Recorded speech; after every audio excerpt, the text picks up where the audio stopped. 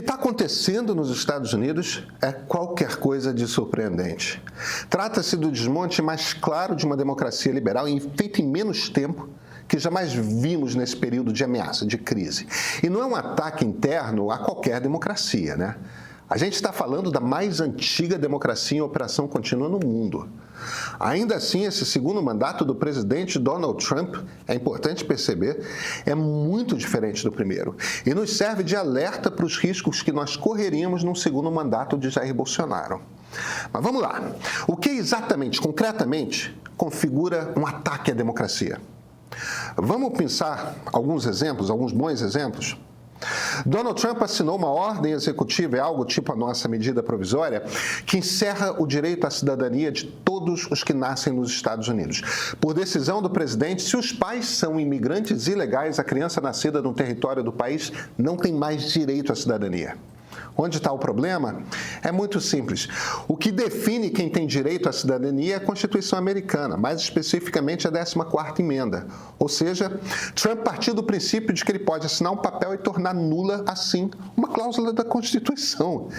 Essa ordem foi imediatamente considerada ilegal, aberrantemente ilegal pelos tribunais. Por enquanto, parou aí. Mas em muitos outros casos, o governo está simplesmente ignorando ordens judiciais. Ainda não sabemos como que essa situação vai seguir. Esse é só um exemplo bobo e possivelmente o mais evidente deles, porque, em essência, ele mostra muito da personalidade de Trump como presidente. É um sujeito que olha para a Constituição e simplesmente dá uma ordem para ignorar o que ela diz. O que é uma democracia? Você saberia responder isso? Uma explicação possível é assim: um povo que tem uma cultura em comum, fala uma mesma língua, compartilha de uma mesma identidade, se reúne e combina que vai tocar a sua autogestão, sem um tirano. Como é que esse povo faz isso? Bem, ele escolhe esses representantes que chegam a um acordo a respeito de um pacote de leis básicas. Essas leis determinam como que o país se organiza politicamente, determinam qual o direito que cada pessoa tem, que todos têm rigorosamente os mesmos direitos, direitos iguais. Aí determinam como que o governo se organiza. 3 poderes, um faz as leis, o outro faz o Estado funcionar, administra, e o terceiro julga se alguém obedeceu às leis ou não. Legislativo, Executivo e Judiciário. Essa lei básica também estabelece como funcionam as eleições, de quanto em quanto tempo elas acontecem e quem que é responsável por organizá-las. Aí vem o último aspecto dessa lei básica, desse país onde vive esse povo que decidiu se autogerir. A gente sabe que as pessoas vão discordar, que pessoas diferentes vão ter opiniões distintas e que vai dar trabalho chegar a acordos, né? Então, como fazemos para quando um grupo chegar ao governo não sair atropelando o outro grupo, o que perdeu a eleição? Tem alguns jeitos. Começa com a garantia de que todo mundo tem o mesmo direito, claro, mas também organizamos o governo para que um pedaço da gestão das coisas, sabe? As escolas, o meio ambiente, a moeda, a gestão das coisas precisa ser independente de quem governa. A ideia é ter um pedaço, a burocracia do Estado, que administra do mesmo jeito para todo mundo, não importa se quem está no governo é vermelho, é azul ou é roxo. Essa lei básica, que traz todas essas instruções, constitui politicamente o país. É por isso que a chamamos de Constituição. A Constituição está acima de todo mundo, inclusive dos 3 poderes. Quem dá poder e estabelece os limites dos poderes numa democracia é a Constituição. Donald Trump é um presidente americano que baixa uma ordem executiva flagrantemente vetando um artigo da Constituição. É esse o nível do problema nos Estados Unidos. E olha, ele não para aí. Eu sou Pedro Doria, editor do Meio. Você sabe que as pessoas estão cansadas da briga política, não sabe? Aposto que você sabe disso. Aposto que você sente isso. A polarização sufoca o debate. Você levanta um C contra o líder de uma das pontas e pronto, o mundo cai abaixo. É difícil conversar quando as pessoas sequer escutam. E, no entanto, a maioria das pessoas, a maioria dos brasileiros, não tem nem Lula nem Bolsonaro como seus líderes ideais. Estamos todos coletivamente cansados desse tipo de polarização que leva a brigas tão intensas. A gente precisa ser capaz de sair dessa. A conversa sobre política precisa voltar a ser um papo entre amigos que discordam, riem, erguem um chope e voltam a conversar. Quando foi que perdemos isso? Nós por aqui, a gente está cansado também, muito cansados dessa briga constante, dos rompimentos em família, entre colegas, entre gente que se gosta. Se você quer um ambiente assim, onde conseguimos voltar a conversar todos, o MEI é seu lugar. Assina. Precisamos espalhar essa ideia. E bem-vindo. Esse aqui é esse aqui é o ponto de partida.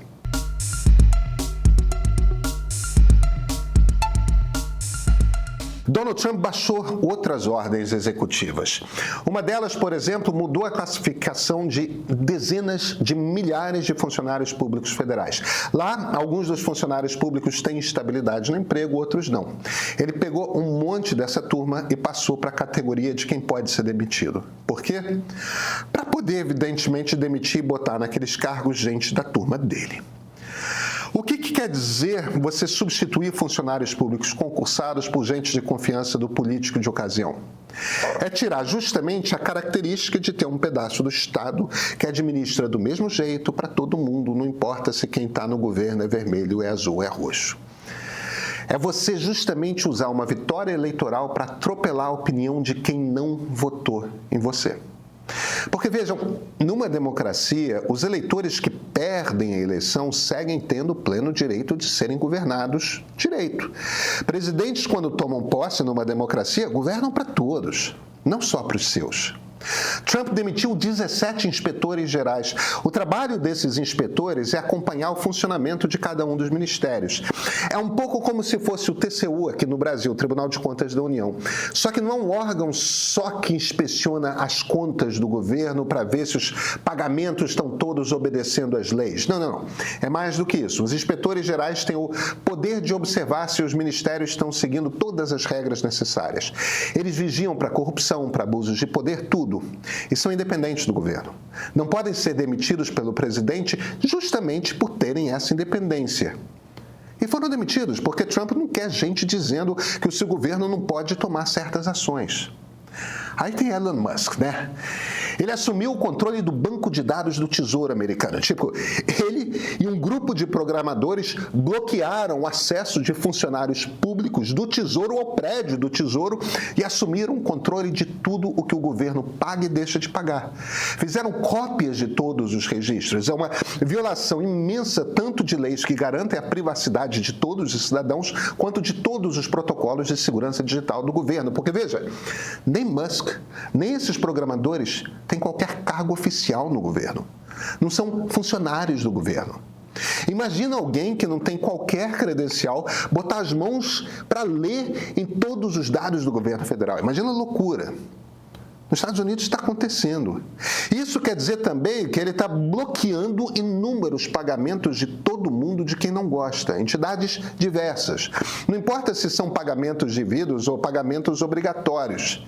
Olha, nesse caso teve decisão judicial dizendo que tinha de parar com aquilo imediatamente.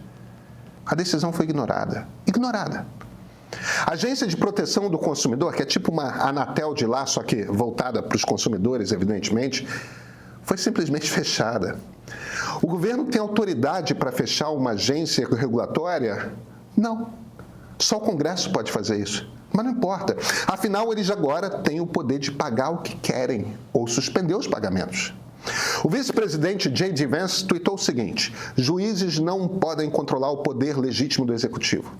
A secretária de imprensa, a porta-voz do governo, afirmou para os jornalistas, assim, numa sala aberta, que juízes de primeira instância não podem tomar o poder do presidente.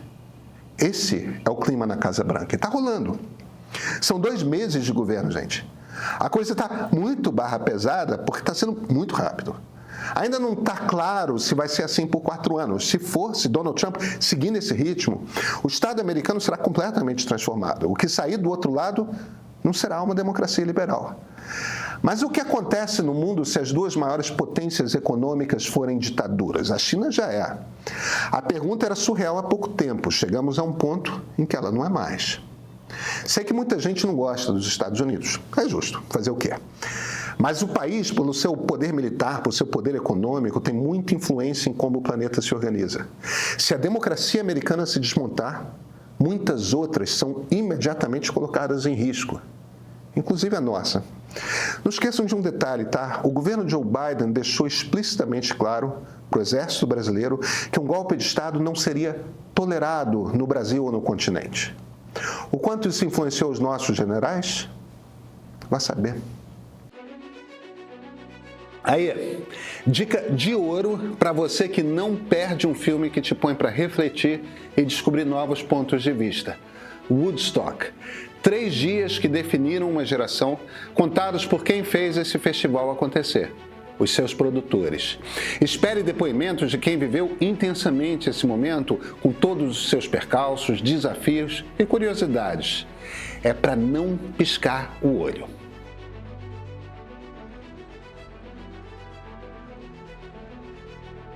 Coração partido tem cura. E não sou eu quem está falando, tá? É a ciência da separação.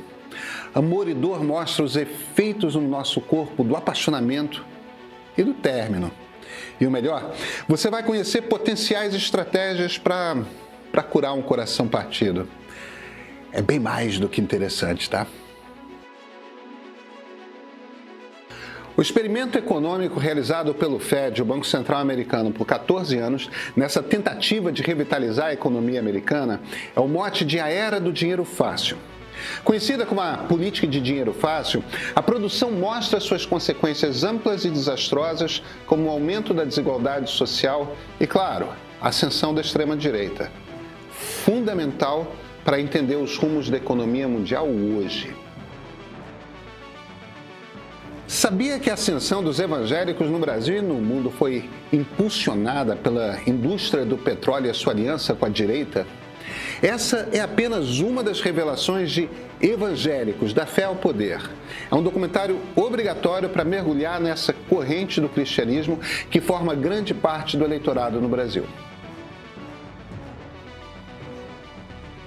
Gostou? Essas produções estão disponíveis no aplicativo de streaming do Meio.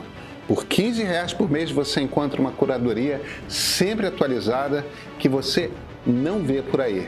E ó, o cancelamento pode ser feito a qualquer momento e é fácil. Vem para o Meio Premium.